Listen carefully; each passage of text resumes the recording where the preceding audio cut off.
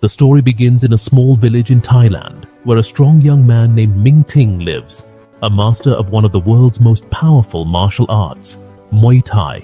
Every day, Ming starts with intense training, repeating it with determination and resolve, learning new moves each day that enhance his skill and strength. One night, while training quietly, he used powerful moves with strange names like the raging horse, the sacred elephant, and the black monkey, among other energetic and powerful techniques. Suddenly, a monk appeared and sternly told him not to use that type of fighting anymore. Then he left without further explanation. Ming was left puzzled for a moment, but his grandfather recounted how, in his youth, he fought a fierce battle that ended with his opponent's death, which made him stop using such brutal fighting arts. The grandfather's words carried a mix of wisdom and bitterness, but he quickly broke the seriousness of the moment with a joke, saying with a laugh, "From now on, I am your opponent," turning the scene into a joyful atmosphere filled with laughter and play.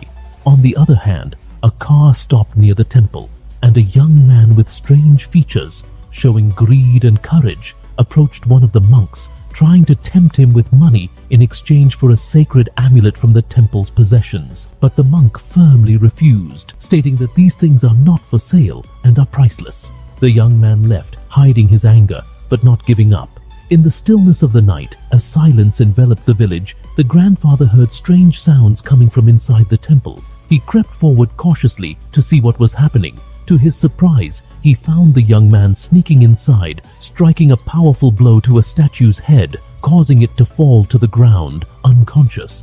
The young man then turned to his companion and said, "Hurry, let's take it."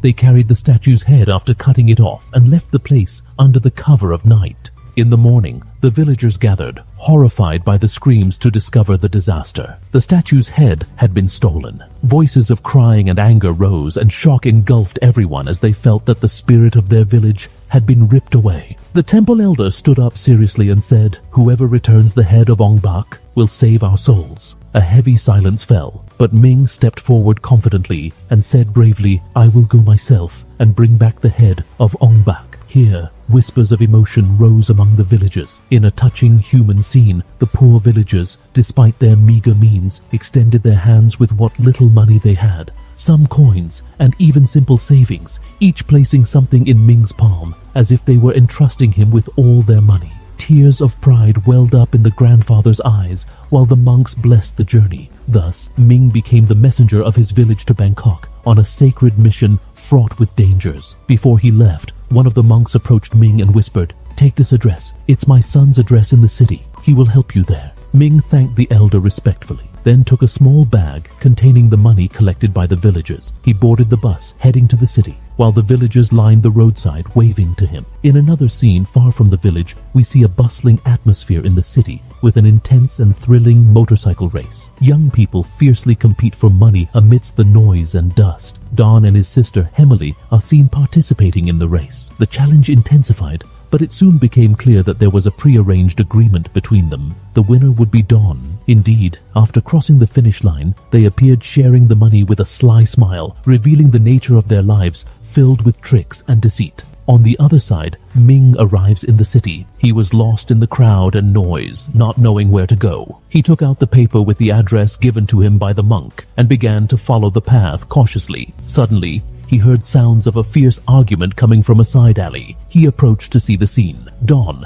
the cunning young man who had left his village years ago, was arguing violently with his sister Emily over money. She accused him of squandering what they had on gambling and alcohol, while he shouted back, defending himself and demanding her to be quiet. Ming approached hesitantly towards the man who was arguing with his sister. After observing him closely, he said confidently, "You are Don. I know you. Your father sent me to you. Here's a message from him."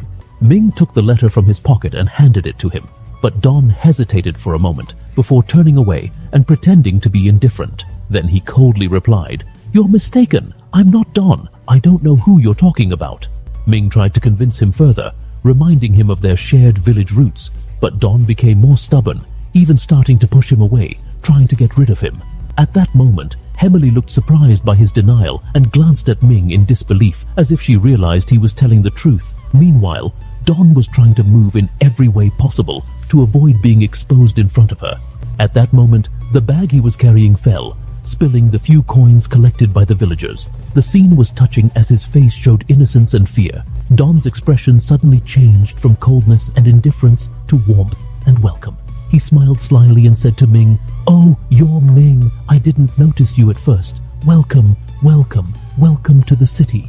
It was clear that greed had driven this transformation, as he saw in the money an opportunity to escape his problems and pay off part of his debts. As for Ming, he did not realize the malicious intentions of his fellow villager and continued to smile sincerely, believing he had finally found someone he could rely on for this journey. After Don changed his demeanor and showed false hospitality, he said to Ming with a feigned smile, "You must be tired from your journey.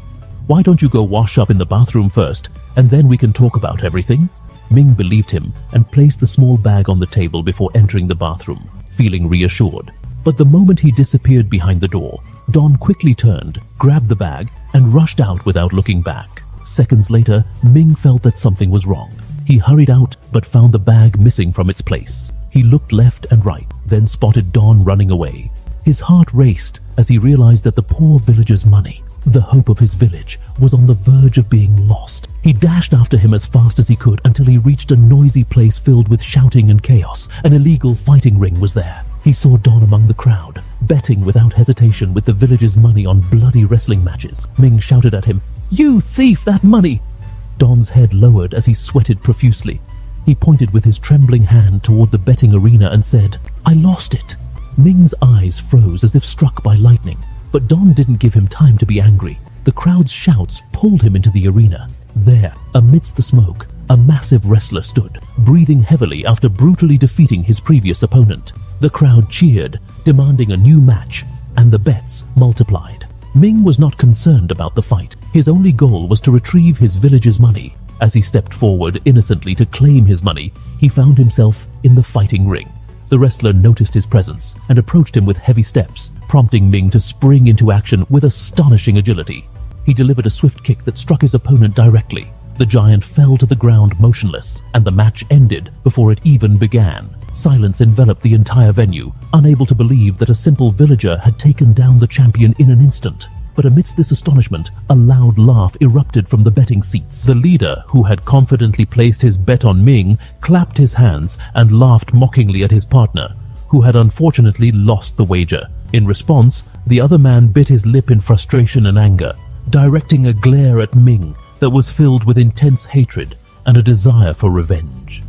After the victory, they offered him a large amount of money, but Ming calmly refused.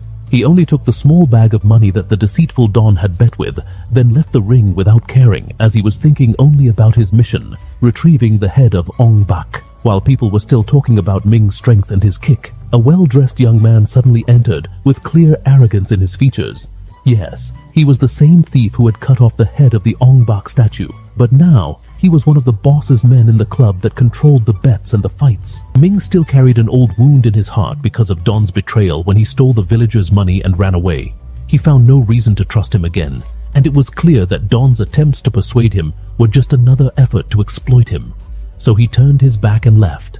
While he continued his search in the city, his village was going through difficult days. The land cracked from severe drought, the wells ran dry, and even the crops withered. Everyone was convinced that what was happening was not normal, believing that since the head of the Ong-Bak statue had been stolen, a curse had fallen upon them. In the city, Don and his sister Humla practiced their usual tricks inside a nightclub. They took advantage of distracted gamblers and skillfully cheated at cards.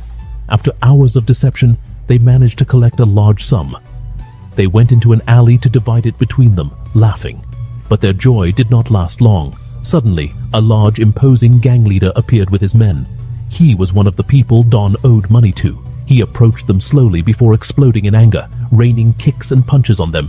Don tried to defend himself, but quickly fell to the ground without resistance, while Humla screamed, trying to escape.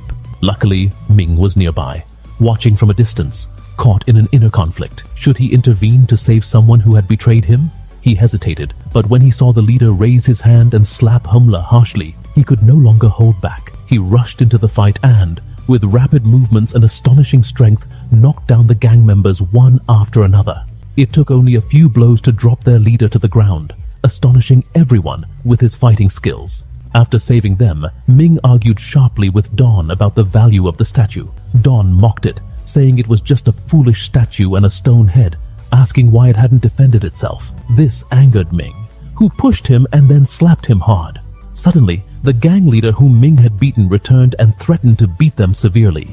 In a comedic moment, Don tried to act brave, thinking the gang wasn't behind him, but he froze when he turned around and saw a crowd of thugs. A strange and hilarious chase began. Ming displayed his skills brilliantly, jumping over lines of people like a tiger, running over moving cars without losing balance, dodging attacks with unbelievable acrobatic moves, as if he were superhuman. The entire scene was a mix of comedy and excitement, while everyone chased Ming, who proved himself a legend and escaped the pursuit. After that, Ming and his friends went to the fighting club, searching for the young man who had stolen the head of Ong-Bak. Suddenly, one of the gang members spotted Ming and told his boss that he was here, and the betting began once again. Inside the ring, the massive fighter invited Ming to fight, but Ming's only concern was retrieving the statue's head. He remained silent, showing no interest in the fight. This attitude provoked the fighter, who began shouting insulting and sarcastic remarks about Thailand and its people. He even went so far as to mock its women. With blatant arrogance, he grabbed a Thai dancer from the club in front of everyone and began harassing her violently. At that moment, a brave young man from the audience, who also appeared to be Thai, rushed forward to defend her. But the fighter showed no mercy. He rained brutal kicks and punches on him until he knocked him to the ground, nearly taking his last breath. In that moment, Don and Humla could no longer stand by. They turned to Ming, begging him to intervene and save the young man and the girl from the clutches of that human beast. Ming finally decided to fight and stepped into the ring. He removed his shirt, revealing his toned body, declaring he was ready to face the powerful opponent. The crowd erupted with cheers, while the boss smiled slyly and decided to double the bets to increase the excitement. The match began. The giant charged forward with all his strength, trying to crush Ming, but Ming stepped back lightly, then surprised him with a swift, precise kick that knocked him to the ground. The audience shouted in astonishment. The fighter rose angrily like a raging bull and charged again with greater violence. But Ming, using his special skills and unique techniques, leaped high over his head and struck down with his elbows like lightning, sending him crashing to the ground without movement. A stunned silence filled the hall for a few seconds before voices exploded in amazement. No one could believe that this young man, coming from a small village, had defeated the arena's monster so easily. After that, Ming tried to leave the ring, ignoring the applause and the betting. But suddenly, a short Japanese man rushed from the crowd and caught him off guard with a swift kick that knocked him to the ground. It became clear that the boss did not want the event to end before achieving maximum profit. The match began again, this time against an opponent known for agility and speed. The Japanese fighter's movements were almost like a dance, dodging and striking with precision. But Ming remained steady, focusing his gaze on his opponent's feet until he found the right opening. He lunged forward with an elbow strike to the head, followed by a powerful knee to the chest that dropped him to the ground. The fighter stood up, trying to continue, but he couldn't keep up with Ming's speed, who delivered a swift finishing blow that completely defeated him. The man raised his hand in surrender amid the crowd's cheers. But as soon as Ming turned away, the deceitful Japanese fighter tried to attack him from behind. Ming leapt high and struck him with his knee in the chest, sending him crashing down motionless. The audience erupted in applause, impressed by this remarkable fighter. At that moment, Ming's eyes fell on the young man who had come to the village, the one who had stolen the statue's head. Ming rushed after him through the crowd, trying to catch him. The thief moved quickly, disappearing among people while Ming followed through the chaos. The thief managed to escape into the narrow alleys. However, Don told Ming not to worry, saying he knew where he lived. The next morning, they headed to his house and stormed his room with a clever plan. A quick fight broke out, but the thief ran out the door toward the street. Ming did not hesitate. He chased him immediately, jumped into a tuk-tuk parked near the house, and sped after him. Moments later, Don rushed out as well, taking another tuk-tuk to help Ming.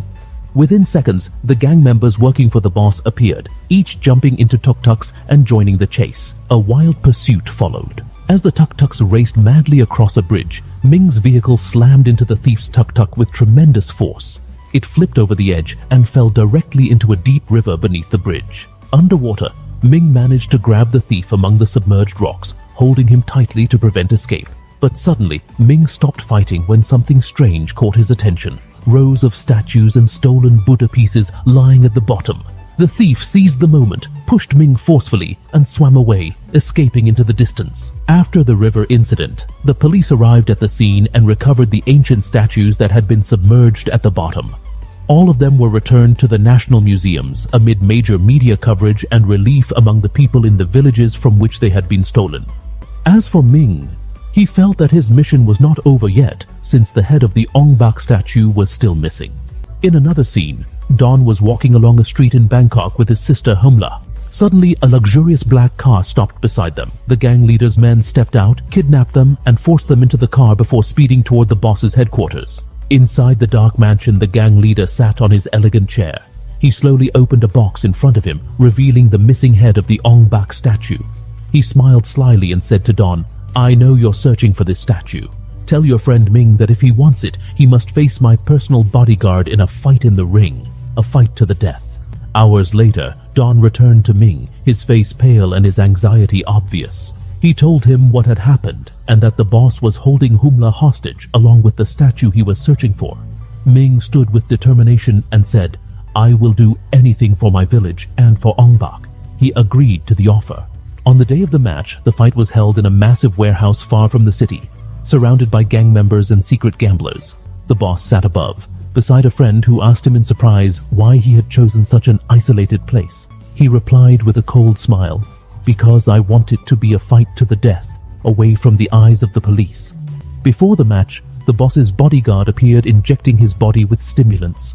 His veins bulged and his muscles swelled like a monster. The fight began. Ming attacked with powerful strikes, but to no avail. The stimulants were clearly effective. The bodyguard responded with a series of harsh punches that knocked Ming to the ground without resistance. It was obvious that he was far stronger than Ming. Don threw in the towel, declaring surrender to everyone's shock. Later, Ming and Don stood before the gang leader, who revealed that he had forced Ming to lose in exchange for the head of Ong-Bak and his freedom. He handed them the box, saying, "This is what you're looking for," and kicked it toward them. But when Ming opened it, he found it empty. The boss laughed slyly, and before leaving, he ordered his men to kill them. Ming reacted swiftly, snatching a weapon and defeating them all in a fierce battle filled with his astonishing fighting moves. Afterward, he forced one of the gang members to confess the location of the statue. The man revealed that it was in a cave in the mountains. Ming and Don headed toward the cave together, while Don said firmly, "I won't let you go alone this time. We'll save the village together."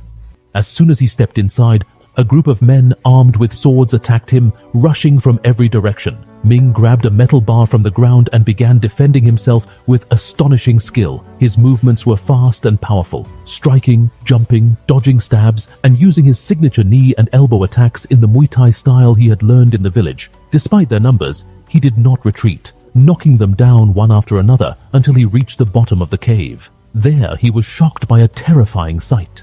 The gang leader stood in a vast stone chamber, surrounded by workers and sculptors carving a giant statue resembling Ong-Bak. The boss turned toward him with a surprised smile and said mockingly, "I thought you were dead."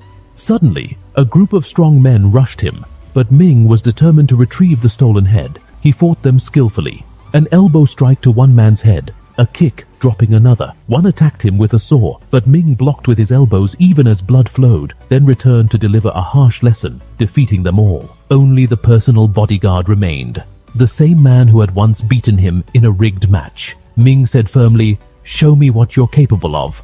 They exchanged sharp looks. Both possessed great skill, and the fight was evenly balanced, but Ming's determination gave him extra strength. After a fierce battle, the bodyguard fell, the same one who had once believed he had truly defeated Ming. The sculptors attacked as well, while the boss appeared afraid for the first time. Suddenly, the bodyguard pulled out several syringes and injected them into his body at once, regaining his strength through stimulants. With a single violent kick, he threw Ming far away, sending him crashing to the ground. He then grabbed him by the throat, nearly choking him unconscious. But Ming's eyes fell on the Ong-Bak statue. He remembered his promise to his village and the people who had trusted him, and his determination surged again. He broke free from the enraged guard's grip and with a clever move, drove his elbow into his face, then struck him repeatedly with his forearms until the bodyguard collapsed unconscious beside the syringes. When Ming turned toward the treacherous boss, the latter pulled out a gun and shot Ming in the shoulder. Before he could finish him with a second shot, Don rushed in and struck him, saving Ming from certain death. But the giant statue suddenly collapsed, killing the boss instantly, while Don was still alive. Ming and Humla rushed to lift the statue off Don to save him, but it was too late. The poor man breathed his last, sacrificing himself for his village as well. In the end, Ming returned to the village with the statue's head, accompanied by Humla. Joy and happiness returned to the villagers' hearts, as he had not failed them. Thus ends the story of one of the greatest films starring the legend Tony Jaa. If you enjoyed it, write in the comments the film you want next, because there are other parts that are even more exciting. See you next time.